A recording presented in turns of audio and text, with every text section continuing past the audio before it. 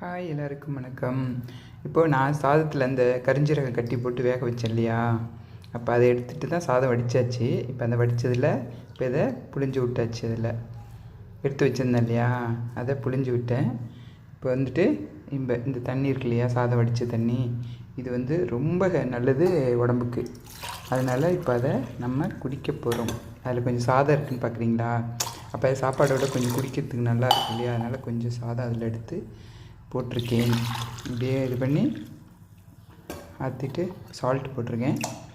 இனி அப்படியே நம்ம எடுத்து குடித்தோம் அப்படின்னா இது ஹெல்த்தும் கூட.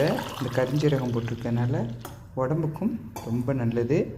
அதனால் வீட்டில் இதை சாப்பாடு வடித்து, அது நிறைய பேர் குக்கரில் வைக்கிறாங்க. குக்கர் சாப்பாடு சாப்பிடவே கூடாது.